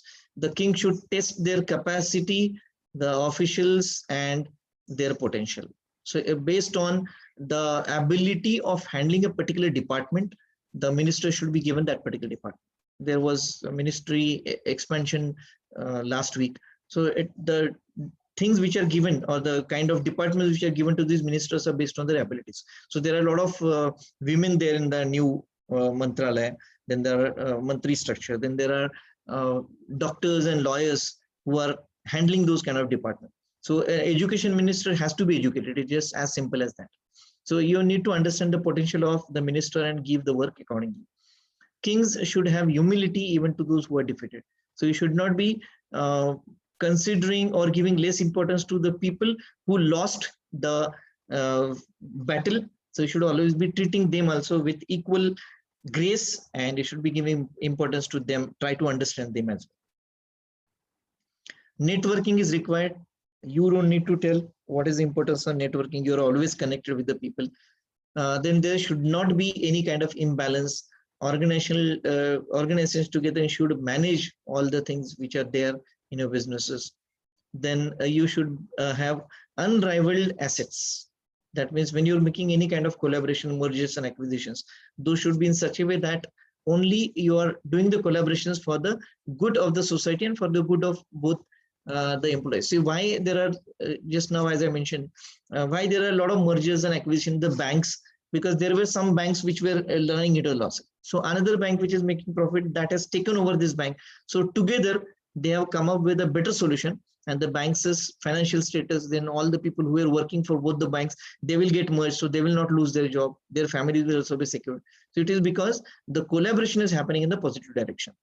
Organizations should strengthen their religions and outside risk and alliances. So you should always be thinking about, while making these collaborations or alliances, what are the risks involved. So nowadays the entire world is talking about having alliances or not having alliances with China. It is only from the perspective of possible risks of businesses or possible potential of your businesses with such kind of alliances. So you have to be very much studying what are the possible risks in having those kind of alliances. Strategic communication, powerful communication, delegation of powers, and higher hierarchical levels to lower ones. So this is all talking about communication from bottom to the top and proper communication. Crisis management speaks about, because that's why we do SWOT analysis. This is also called a SOC. So strength, weaknesses, opportunities, and threats. In the place of threats, it is now challenges. So what challenges your businesses have, and accordingly, how do you decide the strategies? So in crisis management, typically what is been done by all the businesses today for last 1 year, 3 months during Corona period, all businesses are doing crisis management. Then 8 different factors listed for crisis management. So these are the reasons for which you have to keep on doing crisis management. I'll skip that. And last but not least this is the model which Kautilya has developed. This is called as a leadership model. It says that you have to be self-purified. So you have to know yourself first. You have to purify yourself. You have to acquire the skills, whatever are required for your position, provided you have got certain inherent potential. Supposing you want to become a surgeon, but then for becoming a surgeon, you have to be having your basic MBBS degree, then only you can improvise on acquiring skills of surgery or doing something different in that profession. So basically you have to have certain things with you, then only you can develop the skills in that area. At the same time, you need to have quality in whatever you're doing, and your mindset should be in congruence with what potential you have, and it should be leading to the betterment of the society. That's what it says. So with the combination of your proper positive mindset and the qualities which you might have the surgeries being done free of cost or at lesser cost.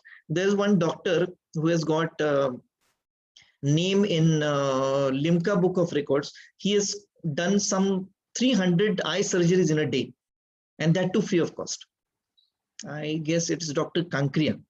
So it is because he has got quality. He has learned it from Germany and some different technology using eye surgeries within, say, some minutes of time. He has got a mindset of curing the typical eye defect, which is called as motiabind, Hindi mein jise bolte hain.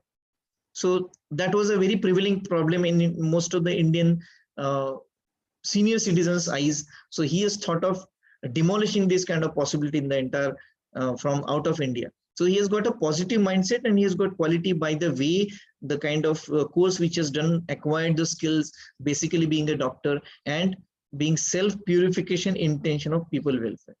So all the leaders will be great only when they will go through this particular process, and that's what Kautilya has said. This is a description. What I've told you is written on the left hand side. Last 10 minutes. There's a concept called as Veda model of leadership, and this speaks about dialectic harmony. Dial is two. So there are two parts, and harmony is always happening between balancing the two parts. And there's a Chinese philosophy which talks about yin and yang. The same philosophy we got in India called as Ardhanari Nateshwar. That is, Lord Shankara is called as Ardhanari. You might have seen the pictures of Lord Shankara where half of the body is of man and half of the body is of women.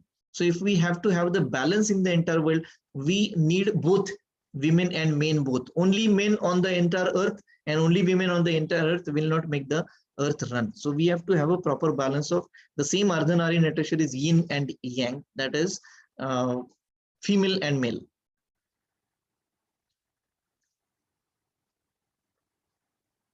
This Veda model has got four objects in the life, all of us: dharma, artha, kama, and moksha. This we have spoken earlier, so I'll skip.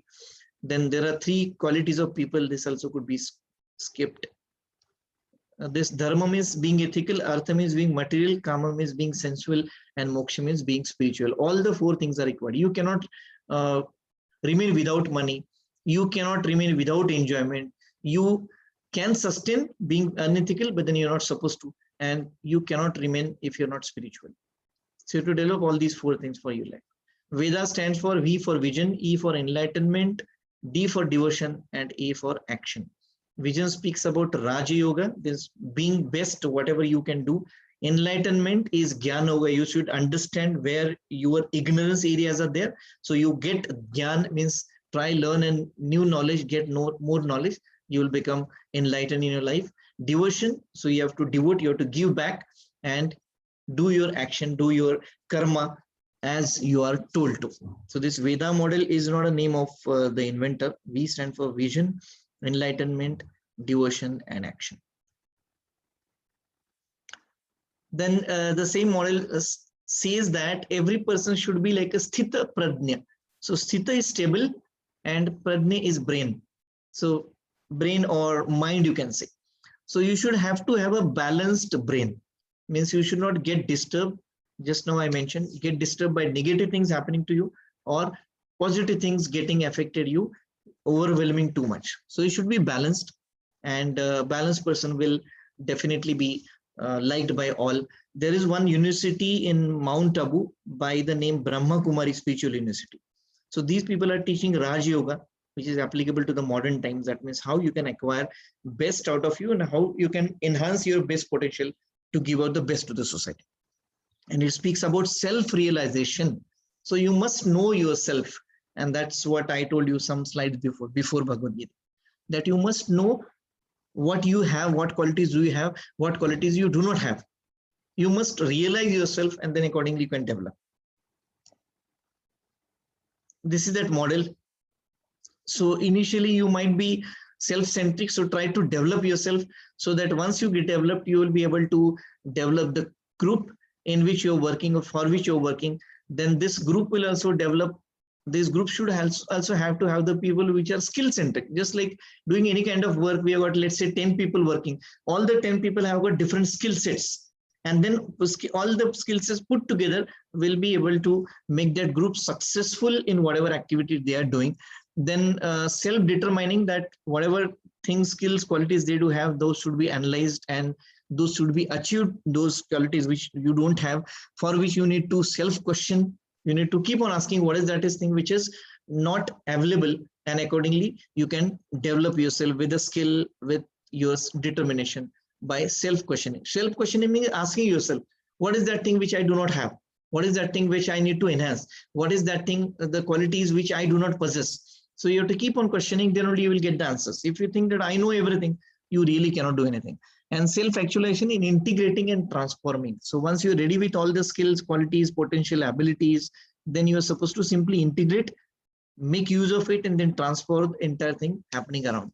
And then you should be construct aware, noticing the possible difficulties which are likely to be there in doing a particular activity in a team, where the most important factor is ego traps. Ego trap is if you consistently point out the problems you see in the society and other people more than you offer solutions to those problems, you are in a ego trap.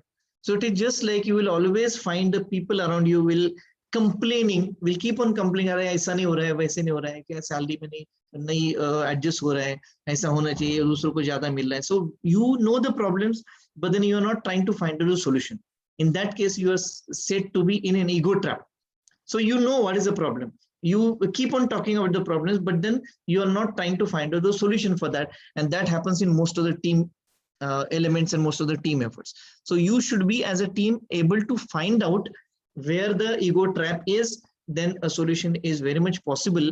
And then that solution is always unitive. That means all embracing and witnessing, and for the development of the society, for the transcendence, means going beyond a particular limit. So these are the phases: pre-conventional, developing, then conventional is gathering skills, and then post-conventional. After this, you have to think about what is new thing happening.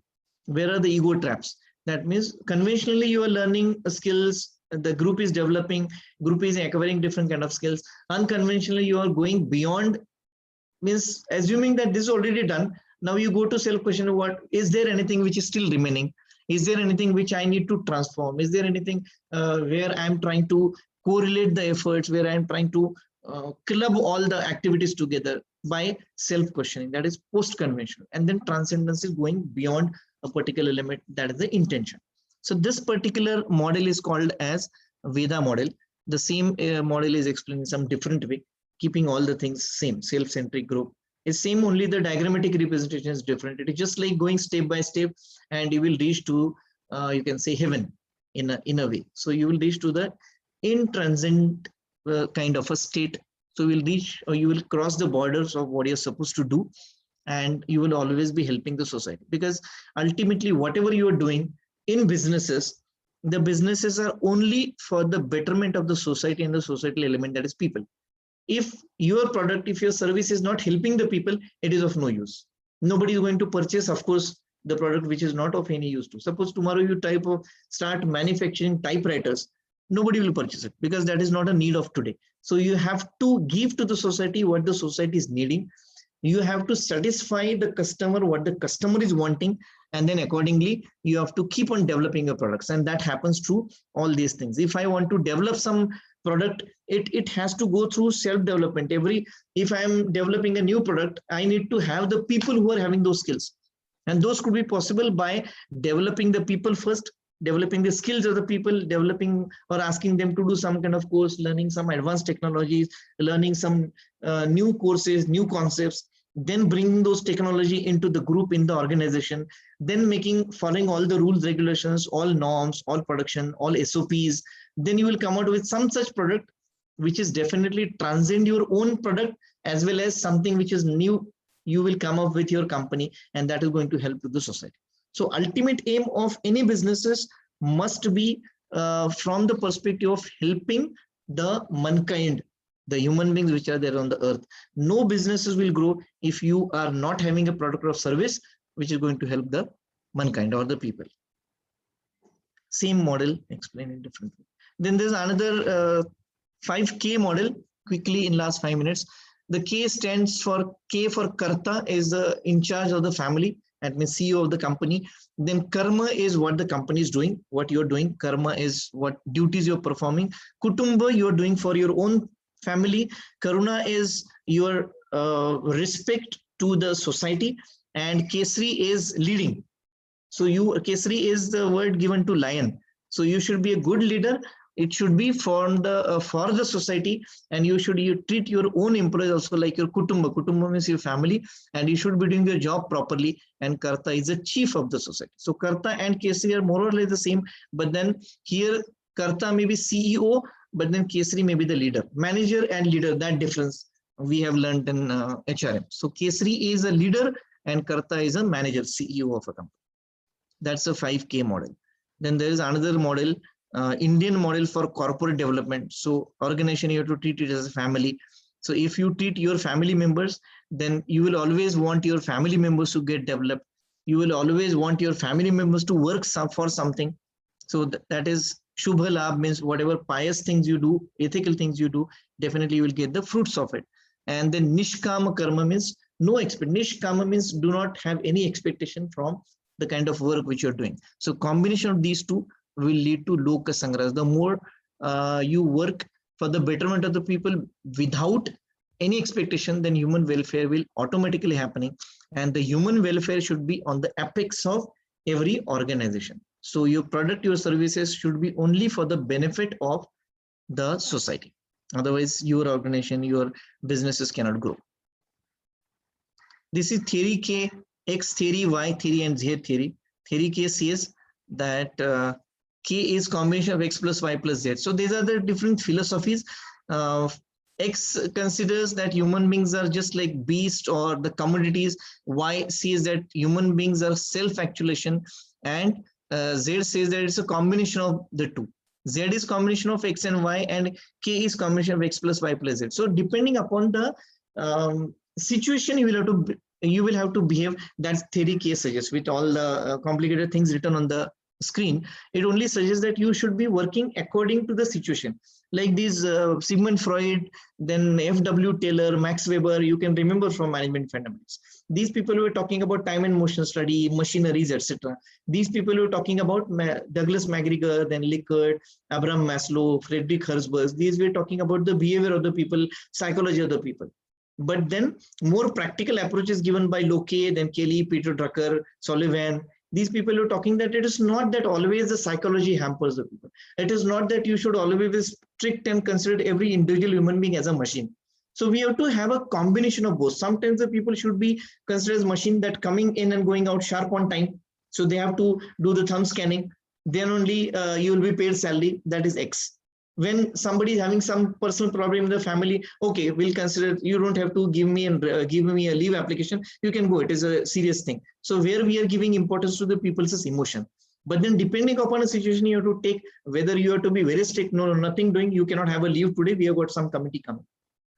So we have got this production target to be achieved. So Z is a balanced situation, a combination of X, Y, and Z. And theory K says that you have to at times be very strict, you have to at times very much considerable, you have to at times have a combination of the X and Y, and the most successful is you have a combination of X, Y, and Z. So the successful manager is the one who is able to balance all this situation, keeping all the things together and behaving according to the situation. That's it. This East and West is already covered in unit number 1. So I will not focus more on this. In last, actually the time is over. When you go through this PDF, you can go through this chapter from Himalaya publication. You are likely to get most of the things which I was talking, except Bhagavad Gita, because that was not mentioned anywhere. Any questions we still have? We can just wait for another 5 minutes.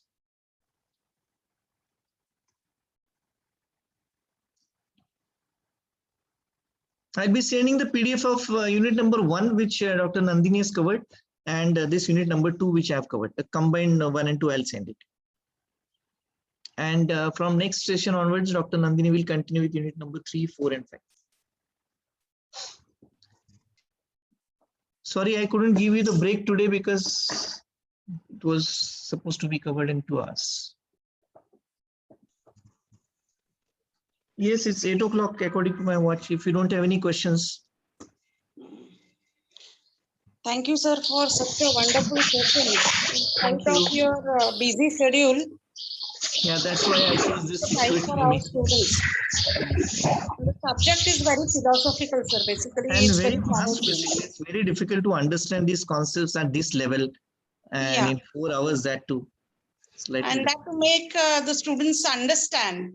Yeah, that's The, more important. I think the examples which you gave Yeah. were very valuable, Sure. which were relevant with respect to that concept. Yeah, right. So, students, any feedback, any question from your side? Hello, madam. Good morning, Yes. sir. Tukaram Yeah. this side. Yeah. Sir, this actually, thank you so much for entire explanations from our Bhagavad Gita and Ramayana. It connected to the our professional life in how to use it in corporate culture. That is very useful. Just wanted to, can you suggest us that which book should we refer as a being a leader, as a being subordinate, how to perform in our corporate culture? Okay, now theoretical book, I will just, I do not remember all the names of the authors, but then in this PDF, I'll send you those books names also. So that if at all those are available in your library, you can refer to that. Yeah, I'll send sure, it sir. across. And I don't remember the authors. And there are no much books available. There's one small book on Indian ethos and management with the same title. That also I'll send a photograph along with this PDF. Sure, sir. Sure, sir. Thank you so much. And I shall send my book also to your library so that it could help you. Sure, sir. Thank you. Thank you. Hello, thank you all. Nice talking to you. I don't know whether you were hearing for 4 hours, but then I presume that you were doing justice to what you're supposed to do. Thank you so very much. much, sir. Yeah, thank you. Thank you, sir.